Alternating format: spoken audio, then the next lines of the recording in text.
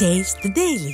மதுரை மாவட்டம் மேலூர், அரிட்டாப்பட்டி, நாய்க்கர்பட்டி உள்ளிட்ட பல சுற்றுவட்டார கிராமங்களில் டங்ஸ்டன் சுரங்கம் அமைப்பதற்கு மத்திய சுரங்கத்துறை உரிமை வழங்கியதால் அப்பகுதியில் பெரும் பதற்றம் நிலவுவதாகவும் இதன் காரணமாக மாண்புமிகு முதலமைச்சர் அவர்கள் மாண்புமிகு பாரத பிரதமர் அவர்களுக்கு 20/11/2024 அன்று கடிதம் எழுதியதாகவும் இந்த அரசின் செய்திக்குறிப்பில் தெரிவிக்கிறது. அக்கடிதத்தில் 3/10/2023 அன்று மாண்புமிகு நீர்வளத்துறை அமைச்சர் ஒரு கடிதம் எழுதியதாகவும் அதற்கு மத்திய அரசிடமிருந்து 2/11/2023 அன்று பதில் பெறப்பட்டுள்ளதாகவும் தெரிவித்து இவ்விரு கடிதங்களில் உள்ள முழு விவரங்களும் தெரிவிக்கப்படவில்லை. இதுவரைக்கும் 2 கடிதமே தெரிவிக்கல.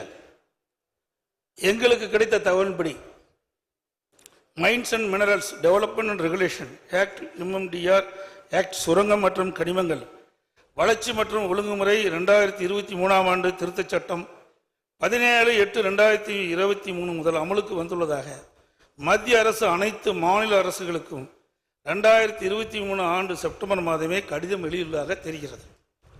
மேலும் மத்திய அரசு கொண்டு வந்துள்ள இந்த திருத்தச் சட்டத்தில் பிளாட்டினம், டங்ஸ்டன் போன்ற 20 அரிய வகை கனிமங்கள் கிரிட்டிக்கல் மினரல்ஸ் என்று அறிவித்து அவைகளில் ஏல முறைகளை மத்திய சுரங்கத்துறையே செயல்படுத்தும் என்றும் குறிப்பிட்டுள்ளதாக தெரிகிறது.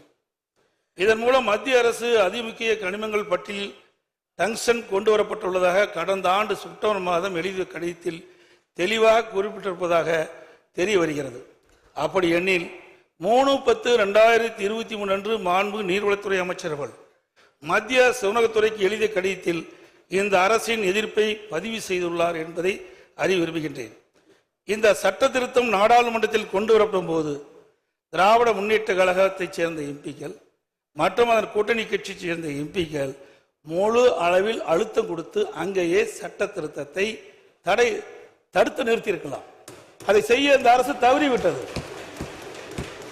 எப்பொழுது பார்த்தாலும் நாங்கள் அதிகமான நாடாளுமன்றங்களை கொண்டிருக்கின்றோம் என்று சொல்கிறீர்கள். தமிழ்நாடு மக்கள் பாதிக்கக்கூடிய எந்த ஒரு திட்டமும் மத்திய அரசால் நிறைவேற்றப்படுகின்ற பொழுது அதை தடுத்து நிறுத்துகின்ற நிலையிலே நம்முடைய நாடாளுமன்றத்தில் இருந்திருக்க வேண்டும். அந்த பணியை அவர்கள் செய்ய தவற விட்டு விட்டார். பல சட்டங்கள் விவாதம் இல்லாமலே அங்க வந்திருக்கு. இது விவாதத்துக்கு வந்தாங்கிறதே பெரிய கேள்வி. எதிர்ப்பு தெரிவிச்சு சொல்றீங்களா? மாண்பு பேரவைத் தலைவர் அவர்களே, இதே போல்தான் மாண்பு அம்மாவுடைய அரசு இருந்த பொழுது காவிரி நதிநீர் பிரச்சனை சம்பந்தமாக உச்ச நீதிமன்றம் அளித்த தீர்ப்பை அப்பொழுது இருந்த மத்திய அரசு நிறைவேற்ற காலதாமதம் செய்த காரணத்தினால் அதை நிறைவேற்ற வேண்டும் என்று அனைத்து இந்திய அண்ணா திராவிட முன்னேற்ற கழக நாடாளுமன்ற 37 பேர் தொடர்ந்து 22 நாட்கள் அவையை ஒத்திவைக்கின்ற ஒரு சூழலை உருவாக்கணும். அப்படி மாநில உரிமை பறிபோகின்ற பொழுது தேர்ந்தெடுக்கப்பட்ட நாடாளுமன்றங்கள் அங்க தகுந்த அழுத்தத்தை கொடுத்திருக்கணும்.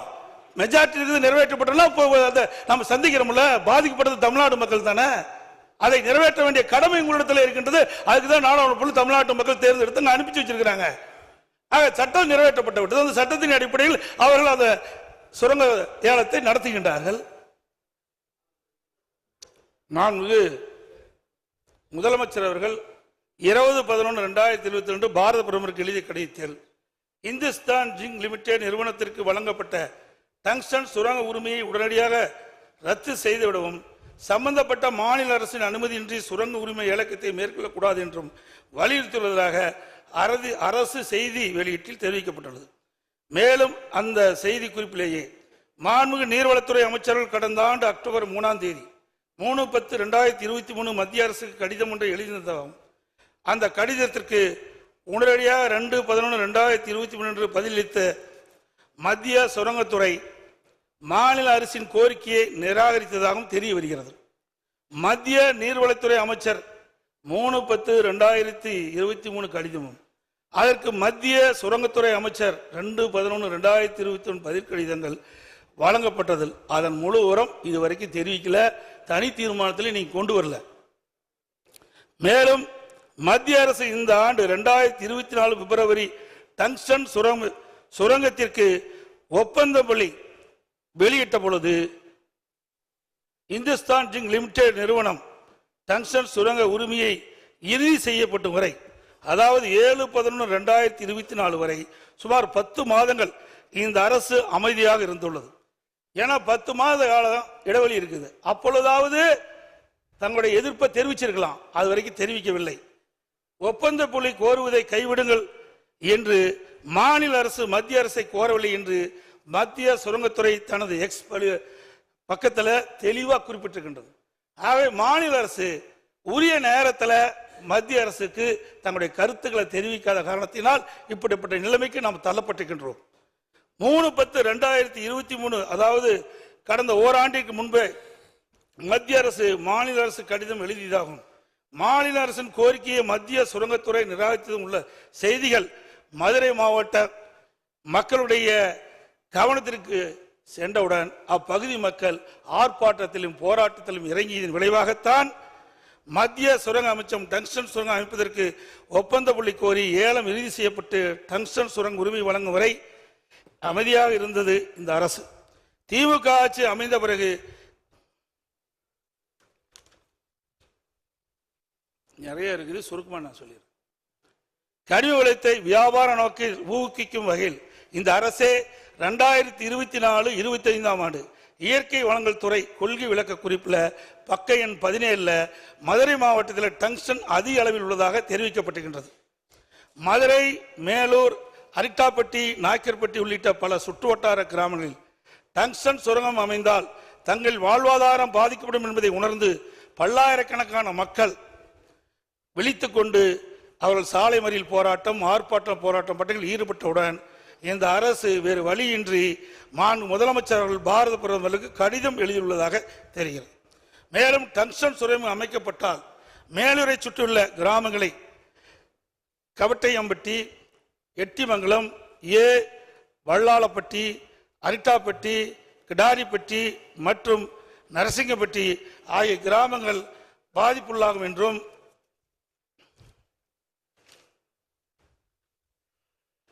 அவற்றில் அரிட்டாப்பட்டி ஒரு பல்லுயிர் பெருக்க வரலாற்று தலம் என்றும் இது குடவரை கோயில்கள், சிற்பங்கள், சமண சின்னங்கள், தமிழ் பிராமி எழுத்துக்கள் மற்றும் பஞ்சபாண்டவர் கல் படுக்கைகள் உள்ளிட்ட தொல்பொருள் நினைவு சின்னங்கள் பிரபலமானது என்று குறிப்பிட்டு தற்போது பிரதமருக்கு கடிதம் எழுதியுள்ளதாக சுரங்க ஏலம் விடப்பட்டிருக்கின்றது. குறிப்பிட்டு தற்போது பிரதமருக்கு கடிதம் எழுதியுள்ளதை சுரங்க ஏலம் விட்டிருப்பதற்கு இந்த ஆண்டு பிப்ரவரி மாதமே எழுதியிருக்கலாம். இதை இப்போ எழுதியிருக்க பதிலாக ஆரம்ப காலகட்டத்திலே இந்த சுரங்கம் அமைப்பதற்கு ஒப்பந்த புள்ளி கோருகின்ற போதே இந்த விவரத்தை மத்திய அரசுக்கு எழுதப்பட்டிருந்தால் இந்த ஏலத்தை தடுத்து நிறுத்தியிருக்கலாம்.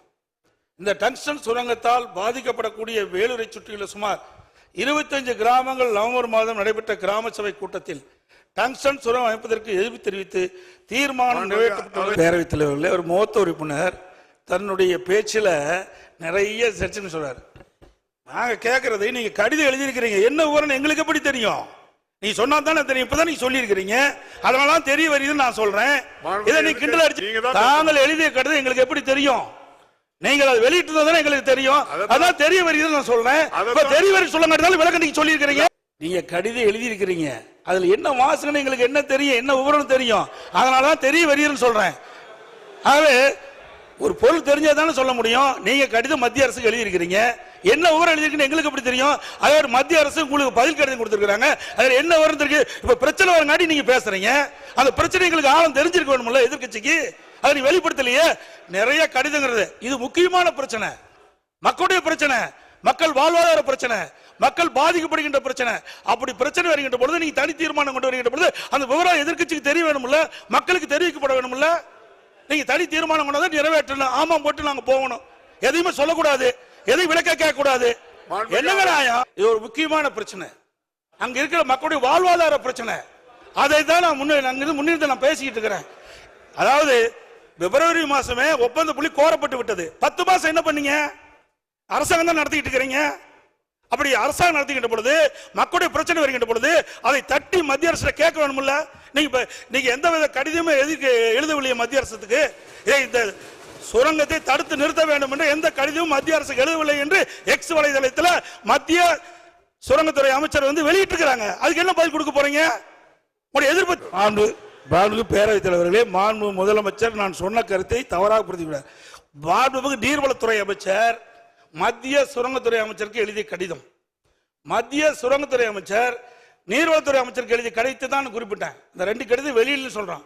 மாண்பு பாரத பிரதமருக்கு மாண்பு முதலமைச்சர் எழுதிய கடிதத்தில் நீங்கள் இந்த சுரங்க ஏலத்தை ரத்து செய்யணும்னு கேட்டுக்கிறீங்க. அந்த இது சுரங்கத்துறை அமைச்சருக்கு போய் சுரங்கத்துறை எக்ஸ் வலைதளத்தில் சொல்லியிருக்கிறாங்க. என்ன, நாங்க ஏலம் விடுவதற்கு ஒப்பந்த புள்ளி கோரணும். அப்ப இருந்து 10 மாசம் இருந்தது. ஏன் இதை தடுத்து நிறுத்துவதற்கு நீங்கள் எந்த தகவலும் மத்திய அரசு கொடுக்கவில்லை. எக்ஸ் வலைதளத்தில் வெளியிட்டிருக்கிறாங்க. முதலமைச்சர் எழுதிய கடிதத்திற்கு மத்திய சுரங்கத்துறை அமைச்சகம் பதில் கொடுத்திருக்குது. அதுக்கு தான் நான் கேட்கிறேன், 10 மாத காலம் நீங்க என்ன செஞ்சீங்க? அப்பவே செஞ்சிருந்தா இதை நான் பேசிடுறேங்க. இதை அப்பொழுதே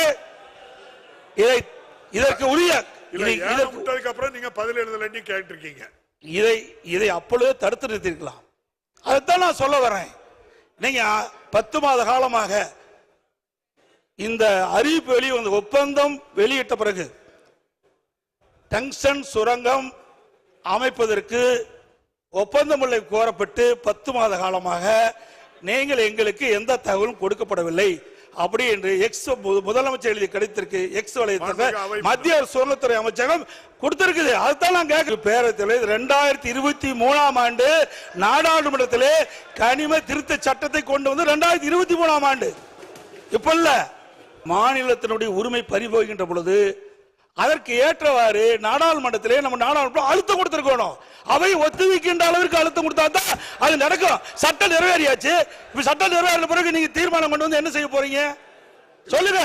அதை எதிர்க்கு நான் தான் ஆரம்பத்திலே சொன்னேன். பிப்ரவரி 2024 பிப்ரவரி மாதம் டங்ஸ்டன் சுரங்கம் அமைப்பதற்கு ஒப்பந்தம் கோரப்பட்டு 10 மாத காலமாக என்ன செஞ்சீங்க? எதுவுமே செய்யலையே. இப்ப எடுக்கிற நடவடிக்கை அப்பவே எடுத்திருந்தா இதை தடுத்து நிறுத்தி இருக்கலாம் நான் சொல்றேன். அது மட்டும் இல்ல, ஒரு சட்டம் மத்திய அரசு கொண்டு வருகின்ற பொழுது மாநில உரிமை பாதிக்கப்படுகின்ற பொழுது அங்க அழுத்தம் கொடுத்தே ஆகணும். அதுக்கு தானே எம்பி போறாங்க. சும்மா நான் எழுத்தேன் நிறைவேறிட்டு அப்புறம் ஏன் கொண்டு வரீங்க? என்ன பிரயோஜனம்? முதலமைச்சர்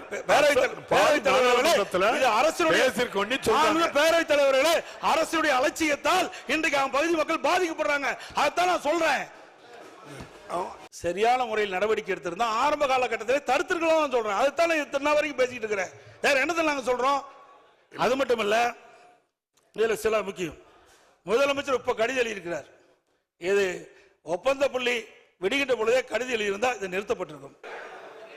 நான் அவனுடைய கவனத்திற்கு கொண்டு வருவது, இதையெல்லாம் முன்கூட்டியே நடவடிக்கை மேற்கொண்டிருந்தால் இவ்வளவு பிரச்சனை வந்திருக்காது. மக்கள் போராடி இருக்க மாட்டாங்க. அதைத்தான் அரசுடைய கவனத்துக்கு கொண்டு வர்றேன். ஒண்ணு ஜாதிக்கு படியல இப்படிதான் பேசி ஆகணும். வேற எப்படி பேச முடியும்? என்ன பேச முடியும்? உங்களுக்கு சரக்கு இருந்தால பேச முடியும். முதலமைச்சர் ஒன்றுக்கும் வார்த்தையெல்லாம் பயன்படுத்தாண்டா. அது நீங்க இப்படி பேசுற என்ன அர்த்தம்? நீங்க சரியான முறையில் ஊழல் என்ன சட்டமன்றம் தானே, ஒரு மூத்த உறுப்பினர் மற்றவருக்கு வழிகாட்டியா இருக்கணும். அதை விட்டுட்டு ஊழல் என்ன, இதுக்கெல்லாம் பயப்பட மாட்டேங்க. மக்களுடைய பிரச்சனை உயிரை கொடுத்தாலும் காப்பாற்றுவாங்க. நீங்களும் அதே வார்த்தை நடக்காது. நீங்க எதிர்க்கட்சி முறையில் எங்களுடைய மக்களுடைய பிரச்சனையை அரசுடைய கவனத்திற்கு கொண்டு வருவது எங்களுடைய கடமை. அந்த அடிப்படையில் சொல்றேன். நீங்க அலட்சியமா இருந்த காரணத்தினால்தான் இவ்வளவு பிரச்சனை ஏற்பட்டிருக்குது. நீங்க முன்கூட்டியே சரியான முறையில் நடவடிக்கை எடுக்கப்பட்டிருந்தா இதை அப்பொழுது